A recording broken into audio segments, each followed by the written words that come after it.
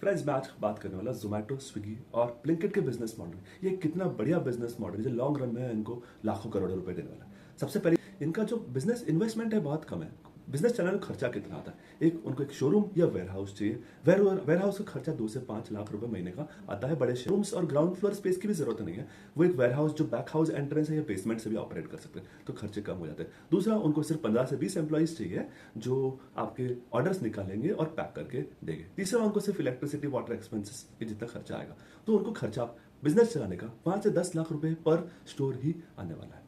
Next most important part है, शायद शहर में उनको मल्टीपल स्टोर्स खोलने पड़े, 2, 3 या 4 स्टोर खोलना पड़ सकता है। तो अगर उन्होंने 3 स्टोर खोले तो उनको महीने का खर्चा लगभग अंदाजा 20-30 लाख रुपए ही आएगा। उनको इन्वेस्टमेंट और कुछ नहीं है। आज की रेट पे सारा सामान क्रेडिट पे मिल जाता है। बड़ी बड़ी कंपनियां अपना माल बेचने के लिए आपके लोग स्टोर पे क्रेडिट पे रख देगी। शायद आपको क्रेडिट पीरियड 15 दिन, 30 दिन, 45 दिन, 60 दिन कितना देगी, वो डिपेंड करता है आपकी कंपनी साइज पे। अब मैं जैसे बंदा हूं, मैं आज नया बिजनेस स्टार्ट करूंगा तो मुझे कंपनी 1 रुपए का क्रेडिट नहीं देगी। शायद मुझे 10 दिन के लिए वो माल उधार पे दे देगी। लेकिन बड़ी कंपनी जैसे स्विगी, जोमेटो या ब्लिंकिट करेगी तो कंपनी उनको लाखों करोड़ों का माल क्रेडिट पर रख देगी। तो सारी स्विगी और ब्लिंकिट इनका काम है सिर्फ सामान बेचना, तो इनको इन्वेंट्री में खर्चा नहीं आता। अगर मैं किराने की दुकान खोलूंगा तो मुझे बहुत ज्यादा से ज्यादा खर्चा आएगा। अगर मैं आइटम्स, इलेक्ट्रॉनिक्स और भी आइटम्स बेचूंगा तो मुझे और भी खर्चा आएगा। तो नंबर 2 आपका आता है ये।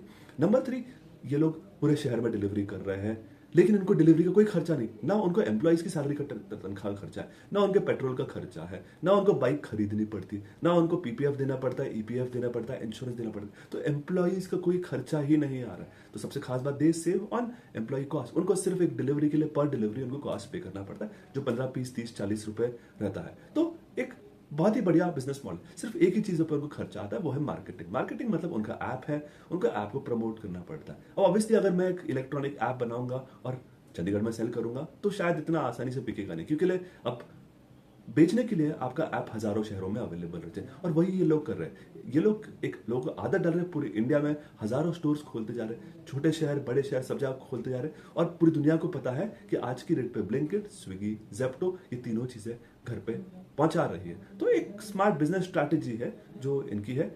चैलेंजेस भी आएंगे जो हम हमारे नेक्स्ट वीडियोस में डिस्कस कर रहे हैं कि इनकी प्रॉफिटेबिलिटी में क्या चैलेंजेस आ सकते हैं।